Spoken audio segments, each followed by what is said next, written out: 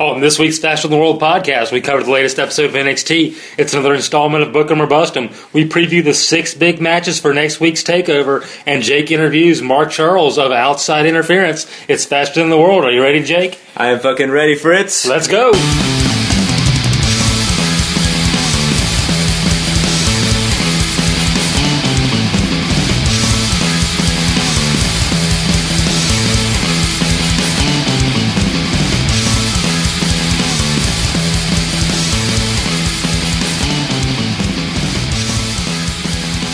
Hello, everyone, and welcome to another installment of Faster Than the World podcast. I am Jake. I'm the amazing Fritz. How you doing this week, Fritz?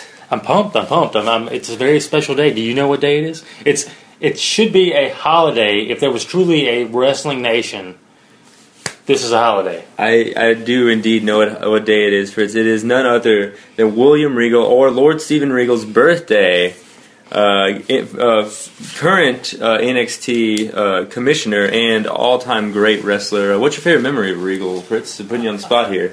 Seeing him pile drive Fit Finley on the hood of a Bronco on Monday night, that stands out above any other hardcore memory and any Steven Regal memory. Right there at the top. Seeing that happen, I jumped out of my seat. Nice. Oh, yeah, he's always been a man's man, no doubt. So this week is dedicated to him. And we kick off the show with a little Sami Zayn versus Cena recap. And then playing up the little injury a little bit. A little highlight package from last week's surprise Raw debut of Sami Zayn.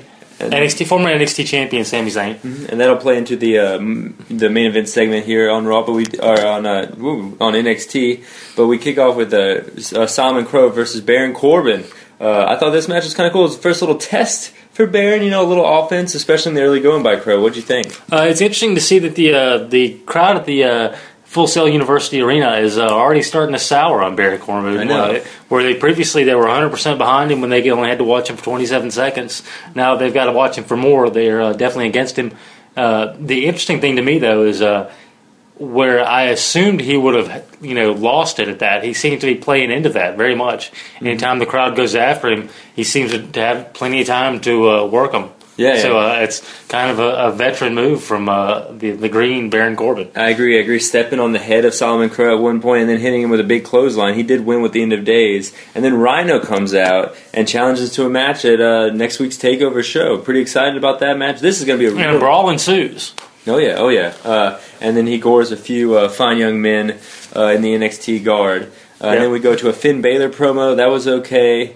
We go to a Tyler Breeze promo. That was okay. What'd you think of these two promos? They're both they're both very generic promos. Kind of weird because it's like, well, who do you want to beat at the TakeOver? And they both answered, well, doesn't matter who I beat. I want to face Kevin Owens. Was kind of what they both said. Oh yeah. The thing I really liked about these is they're definitely building up these TakeOver shows as events. So they're definitely making this the storyline they're working with. They're giving all the participants a chance to talk up their match as well as have matches with their different opponents. Mm-hmm. So I'm liking that. I'm enjoying that quite a bit. Okay, then we go into the NXT Women's Champion, Sasha Banks facing Casey Cassidy, Australian. Who we talked about a couple weeks ago as one of the new signings to the developmental program. Oh yeah, and already in the match. I'm wondering, is this a sign that Sarah Del Rey is getting some more influence? Like I thought last week with the episode, and again with this week, because there were so many ladies matches, if they're not drawing more attention to that from the article we discussed that was on Vice, or if they just really have that much confidence in Sarah Del Rey, they're letting her build a lot of storylines and a lot of talent down there. Well, she looked. Even though Casey just got beat, she looked good. Had a little bit of offense. Looked good. In a failing effort.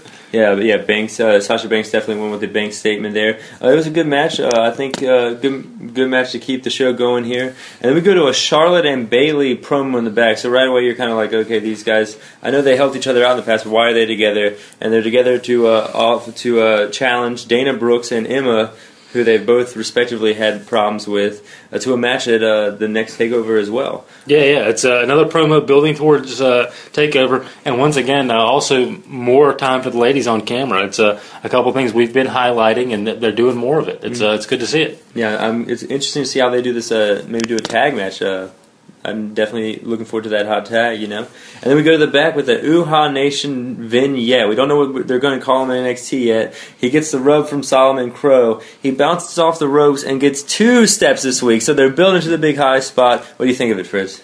I don't know what to make of it. Normally, when they're building up a wrestler, you see him do some wrestling. So I'm not sure. Yeah. And then another women's match, Carmella versus Alexa Bliss. This match wasn't as good as the last ladies' match. Kind of loosely tied into the ongoing feud with Blake and Murphy and the Staten Island Strike Force. And halfway through the match, Blake and Murphy come out and start distracting Carmella. Alexa lands a very awkward lucha-style arm drag roll-up kind of pin into a Bliss flip that Carmella kicked out of.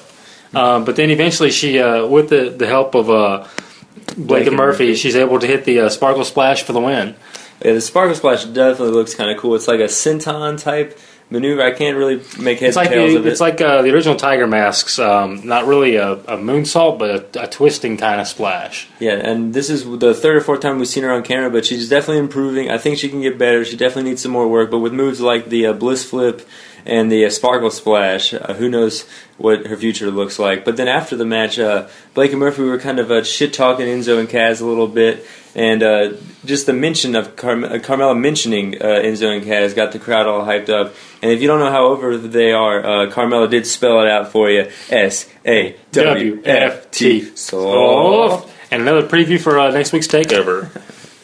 And then we go into a Hideo promo. It was okay. I would say it's on par with the Breeze and Finn Balor promo that we just adequate for somebody who English is not his first language. It was solid. Mm-hmm. And then they went to a different part of the backstage area, and we got the Dana Brooke Emma promo where they accepted the challenge laid out to them earlier in the episode. So next week we are getting a ladies tag match with Emma and Dana Brooke versus Charlotte and Bayley on next week's NXT TakeOver, which they have named Unbreakable.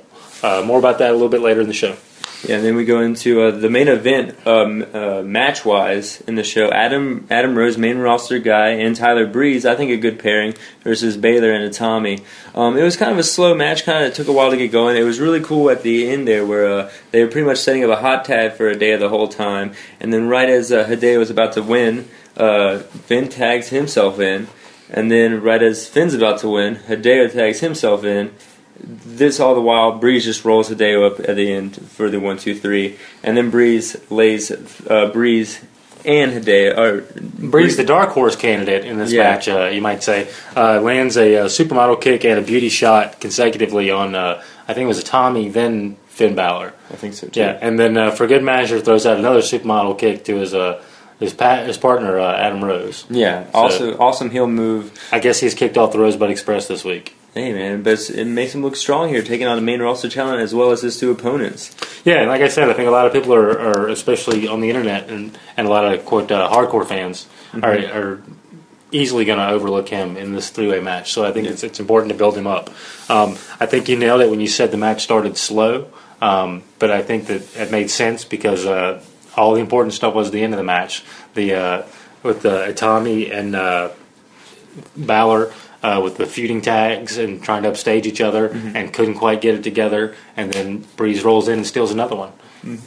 And then after a Zayn promo in the back after his match with Cena last week on Raw, we get Zayn coming out confronting Kevin Owens, and he's kind of running him down, saying his kid rather wear a Zayn shirt than wear a Kevin Owens shirt and all this stuff. And then Kevin Owens gets... so El Generico doing the developmental version of I'm Your Poppy. Yeah. It was kind of hilarious, but Owens just kind of stands there, gets to the top of the ramp, and then cuts kind of a lackluster promo saying, like, Zayn's hurt, he knows where he attacked him, and he's going to attack him again. Kind of a slow rollout to the show. It wasn't really action-packed as much as weeks prior. I totally agree. It was a slow rollout, but with where previously they've had Owens attack people over and over leading into the TakeOver events, I think it's a very different kind of story. But I think the really telling thing for me was name another superstar on the main roster or on this roster they have so much faith in leading into a major show like TakeOver or a pay-per-view. They're going to play a pre-recorded promo and then let him come out and talk. and then close the show with that. That's true. I think they're very high on Sami Zayn to be willing to do that. Maybe that's a little tip as to how the match is going to end next week. I don't know, but they definitely are confident in it because that's not your typical WWE way of doing things. That's a lot of talking to end the show. Mm-hmm. That's true. I overlooked that, but that's a good point. And then I think it's time for this week's. That's right. Time for another installment. Everybody's favorite segment, Book 'em or Bust 'em. This week we're going to do. Are you ready, Jake? I'm ready. We're doing Dana Brooke. Dana Brooks. We've talked about her quite a bit. But what are your thoughts? I would say if I'm booking a territory or a company, you're starting up. To remind everybody, Book 'em or Bust 'em is if you were starting a territory today. We're running down the entire list of all the talent on NXT. If you were starting a territory today, would you take this person or would you send them on their way? Do you want to build your company with this talent, or can you not find a spot for them? I would say that it shows potential, but right now I would not book her. I would bust her. She's not that strong in the ring, and she needs to hone that craft before I put her on my television show. What do you think, Fritz? I disagree for once. I'm saying book her. Even though she's doesn't seem to have a lot of experience in the ring, she's very confident in what she does. The repertoire of what she brings to the ring is strong. Her presence, even from walking to the ring or standing in the backstage interview is solid. Her mic skills are solid. I think she's definitely a solid talent to work with in the ladies division. Well, or even in a managerial capacity or a number of positions. Well, look at that. I think I'm not. So this could be the first definitive split. Last week we had a kind of split, but this week we're in opposite directions. One of us north, one of us south. So I'm busting her. He's booking her. Dana Brooke. Dana Brooke, split decision. Moving on. Next week's show is going to be another big live takeover show. They've named it Unbreakable. We've got 6 matches so far that we're aware of that are going to be on the show. Let's do a rundown. Starting at the bottom. We just found out about Baron Corbin and Rhino. Who are you calling on that one? I'm thinking I'm going to go full heel turn Baron Corbin. Who you gotcha. Got? Yeah. Who you got? It's clear since he's come on scene that they've got confidence in Corbin, and I agree. The heel turn from him is appreciated. So I think we're both behind Corbin, turning against ECW original and veteran Rhino. Yeah, the heat is just too easy to get there. Yep. And what's the next one, Fritz? Next one I got is going to be the second match we learned about this week. Charlotte and Bayley tag teaming against Emma and Dana Brooke. Our first ladies tag team match on a takeover show. You think maybe they might be considered doing a ladies tag team division in the takeover? Ooh, I'm not sure about that. But maybe it's a little premature. It's only been 2 weeks they've been showing so much of the ladies. So I think they're going to do. I think Charlotte and Bayley are going to win, and I think Charlotte's going up to the main roster after that. So this is going to be a nice little send off to Charlotte, helping Bayley win, kind of like Andre did back in the day. Gotcha. Tag team partner. You're going faces. I'm going heels. I'm taking Emma, Dana Brooke. I'm thinking the Wiley heels are stealing one. Nice. Well, it's definitely going to be a good match either way. What's the next match? Keeping on the tag team scene, but going back to the fellows, we got the Staten Island Strike Force, Enzo and Big Cass with Carmella, facing against Blake and Murphy for the tag team titles. I think this is a no-brainer. Enzo and Cass, Blake and Murphy just kind of were just held the straps just to get it off the Lucha Dragons, and Enzo and Cass are definitely one of the most over things on the television show. What do you got, Fritz? I don't see why they're taking the belts off the heels, but I think you're right. I think Enzo and Cass are so over, it only makes sense to put the belts on them. Yep, I agree. And we're stepping into the main event range here, aren't we, Fritz? Yeah. We finished the prelims. Now we're in the top half of the card. Let's see. We're going to go with for the number one contender. We got Finn Balor, Hideo Itami, and Tyler Breeze facing off in a 3-way match. This is a tough one. This is probably... Now, 2 weeks in a row, Tyler Breeze has left his opponents laying in the ring. 2 weeks. I see that, but I think in an actual match, I think we're going Finn Balor. He's looking for his rematch against Kevin. I guess it's going to reveal who I think is going to win, but he's looking for his rematch with Kevin Owens. So he's going to want. He's going to win, and he's going to want the title. You're calling Balor for the win. Yes. Gotcha. I agree. I think, although I think Tyler Breeze might be due, I think it's definitely going to be Finn Balor this time. Okay. So we're getting a rematch with Kevin Owens and Finn Balor Probably very the soon next down the road. takeover. Yeah. And then stepping over to the ladies division for the title, Becky Lynch versus the boss of NXT, Sasha Banks, former BFFs, or team best at everything. Yes. I definitely think Sasha's going to win here. She's really good, but I do think she needs a little more time in NXT. So I think keeping her down there with the belt, putting a prominent role on her down here is only going to help her out, and helping her work with girls like Becky Lynch is going to help her out as well. So I can see the feud extending with Sasha retaining. Gotcha. I think you're onto something with saying that you see her continuing with the title. I don't see them having a spot for her on the main roster right now, opening up for her. With that in mind, I think they're keeping the belt on her. I would like to see Becky Lynch as champion. I like seeing her suplexing the other girls around the ring all over the place. I truly imagine that Sarah Del Rey smiles a little bit every time she sees Becky Lynch throwing a suplex on somebody. So a lot of fun to watch her. But I think Banks is keeping the title. Not pinned Lynch, I want to be clear. But I think Banks is keeping the title. Okay. Yeah. And for the main event, we got Sami Zayn and Kevin Owens for the NXT title.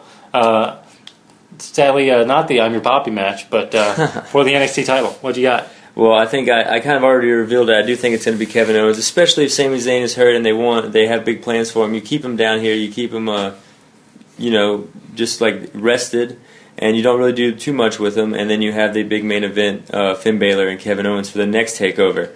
What do you think, Fritz? I think you're onto something. I think they don't really accomplish anything by putting the belt back on Zayn, even though, like I said, I think they've clearly got a lot of confidence in him. Mm-hmm. So I think Owens is retaining the belt. Well, there you go. So that's the wrap up for the takeover. Unbreakable coming next week. So it's going to be a very big show as we wrap up the live show next week. And before we wrap up this week, so you got another interview this week. Tell us, for the anybody listening who doesn't know who Mark Charles is, let us know who that is. Mark Charles is host of Outside Interference. He's known as the legal man on Twitter and everything like that. We've already interviewed him before. He's down in Tampa, Florida. He goes to NXT all the time, and we're going to be talking about injuries. Sami Zayn's hurt, Hideo's hurt, and then of course Daniel Bryan is hurt, maybe possibly forever, indefinitely. And we're just going to get his take on how that is, and maybe is it the style that they're working in the Indies and in Japan, or is it maybe the work schedule of WWE? We're going to be talking to him about that, and that interview is coming up. That sounds good. I can't wait to listen to it. Yeah, it's coming up right now on Faster Than the World podcast on PJTWCentral.com. Hello again, and this is Jake Ronnie reporting for PJTWCentral.com. This is Faster Than the World podcast. We're with Mark Charles and Lumberjack from Outside Interference Radio. How you guys doing tonight? We're doing pretty good, I think. Yeah, we're doing fantastic, Jacob. We just wrapped up a live show here, and we're having a great time. Thanks for having us on. Yeah, no problem. Thank you guys. You can probably hear it in my voice. We're not drained, but the legal man is just he's just kind of the laid back man right now. Okay. Lumberjack has to be. Go for it. I think I can handle it. If I need any information from the Encyclopedia of Wrestling, I'll text you. Gotcha. Sorry, Jacob. Oh, it's all good. So. I was wondering what your guys' thoughts on the latest news from Daniel Bryan. Of course, he's out indefinitely. It's kind of sad. I was wondering what you guys thought about, do you think he's going to come back, or maybe just general thoughts on the injury and Daniel Bryan as a worker? Well, it's kind of sad. I don't know if you how much you keep up with the Twitter and stuff, but like probably the only tweet I tweeted about Daniel Bryan being injured is just like I feel bad for him. It seems to me like the guy is cursed. Last year at WrestleMania, not the one that just passed, but last year, WrestleMania 30, he finally was given his big moment, and it took so long to get to that point. He had kept getting shoved down, whether it was storyline or not, who knows? B+ player, this and that and the other, and eventually, he finally got that chance, and he beat Triple H, and then he got the title, and it was like. It was just so big. Finally the fans get what they want. Finally Daniel gets what he deserves. Well, fast forward like a month or less later, and he's laying the world title down in the middle of the ring, and basically having to forfeit it and then go and get his surgery and stuff. He comes back, and then again, he has another great moment at WWE's WrestleMania 31. And now, Daniel wins the Intercontinental title. which is a great spot. Some might see it as a demotion, whatever, from the world title, but hey, it's a great spot to be in. And Daniel won it. He won it against, I think, 6 or 8 other wrestlers in a I believe it was a ladder match, right? Yeah, it was a ladder match. It opened the show. Yeah. So, and then he wins that, and then, fast forward not much after WrestleMania, and once again, Daniel, walks into the ring with the sad puppy face, and he's laying down the Intercontinental title, and basically telling, everyone that, hey, thank you for everything, but this is it. Like, I'm out. I don't know how long I'm out for. So, to put it in terms, the guy is, I hate to say it, but I feel like he's just cursed. He had such an amazing career leading up to WWE, and when he finally got to the WWE, he got over on his own, and then, and then he's dealing with this. But that kind of takes me to, the style of wrestling. The last time he got injured, I heard he was going to come back with a different style, where it wasn't going to be as physical and straining on the body. But if, he came back with the same moveset, same style, everything was the same, and, I'm not saying that that's why he got injured again. It's just that, he didn't take a step back and say, okay, maybe I can change my style. Stone Cold Steve Austin did it after he broke his neck. It worked for him. Maybe I can take a look at things and help myself have some longevity. But, that's not what happened. And unfortunately, yeah, he's out of action. And we don't even know for how long. Again, it sucks. Yeah, that was the hard part. You could hear him choking up a little bit whenever he said he might not ever wrestle again. I could hear the third story choking up. It was a sad thing. Oh yeah. It was pretty devastating. Do you think he's coming back again, or do you think he might just cash in his bum card, or how do you think this will play out? I don't think he's going to cash it in. I think he really wants to be back. I know he does. Who wouldn't in that position where he knows he's already over? Like he almost doesn't even have to try that hard. He just has to show up. So, and he'll make a ton of money, and he'll be super popular, and everyone's going to love him. So yeah, I think he does want to go back. And the fact that they're using him in all kinds of like commercials and different little things where he's still on TV, he's still involved. And I hope to see that. They're using him on Tough Enough, which is fantastic. That's like one of the best things that could happen to him while he's out of action is to be a judge or a trainer. I think he's one of the judges. To be a judge on Tough Enough. It's perfect for him. It keeps him on TV. It keeps him relevant. So it just sucks to see him out of action. He's one of the top delivery boys, as I like to put it on the show. He really delivers every time. That's awesome. And a few other injuries that got, with similar style of Bryan is Sami Zayn and Hideo Itami. Very similar stories to Bryan, and I was, hearing these two injuries happen so close to Bryan's injury, it kind of makes you wonder, like, do you think it is, we already talked about it, do you think it is the style? Do you think it's maybe the WWE work rate that they have them going around the country and everything, 4 or 5 nights a week? What do you think?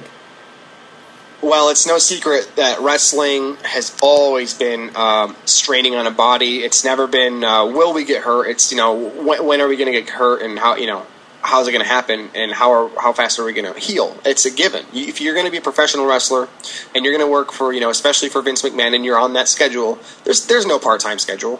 Nobody's The Rock and nobody's Brock. That's the end of that. Like, you're either going to put in work every day and have your travel days on Sunday, or however, 1 or 2 days maybe, but usually just kind of Sunday at home for travel day before Raw. That's what you have to do. So basically, like, that kind of schedule and taking them bumps every day, it's the sacrifice that they put in, and it's respectable. But yeah, sometimes they should take a look and say, I don't need to necessarily do. I don't know. It's hard to say without telling them how to work, and I'm nobody to tell Zayn or Bryan how to work. It's just that they do have really, really physical styles, super physical, and not only that, one of the things that a lot of people don't really mention is Daniel Bryan was wrestling on the indie circuit at a super high level, at the highest level for about 10 years before the WWE, and then as well, Sami Zayn, I think he was El Generico, which was awesome. And he was also another guy that was super popular on the indie scene, and then he took the mask off. Best thing he ever did. Mm-hmm. So these are guys that were already, probably already had some bumps and bruises coming into the WWE. Yeah, this is true. And then, of course, Hideo Itami, a former Kenta, wrestling in Japan and everything. Did you? You said you didn't get a chance to watch NXT so far, but what do you think of the Takeover special? Do you think Kevin Owens and Sami Zayn, who is still injured but he opted to continue wrestle? What do you think of that main event? Dude, they've got a stacked roster on NXT these days, and with the buzzes of Samoa Joe coming in, there's NXT. It's no secret that's a product that is not by any means like. At first, it was supposed to be just like a farm thing, and all of a sudden, it became a product, a great product. So I think they have a stacked. I don't want to say a stacked card because a lot of the under matches aren't necessarily top stars, but the main event, with guys like Kevin Owens, Sami Zayn, Hideo Itami, who I believe you're saying he's not going to be in the match. But, just that. And then, of course, Tyler Breeze, too, who comes from up in PWA in Canada, the territories that I used to work in when I was doing some wrestling work with, I wasn't a wrestler, but I was, directing and announcing and stuff. And I never worked with Tyler, but, he came from a really, really, how do you put it, a traditional territory. He came from the Stampede territory, basically. Just it's a different name now. So, they've got these names who are all super talented. And, I mean, I don't know how else to put it. A lot of times their specials are better than the WWE pay-per-views. And most of the time they are better than, the WWE pay-per-views other than your 4 major pay-per-views, per year. Like some of the Battleground and some of the, this Payback coming up.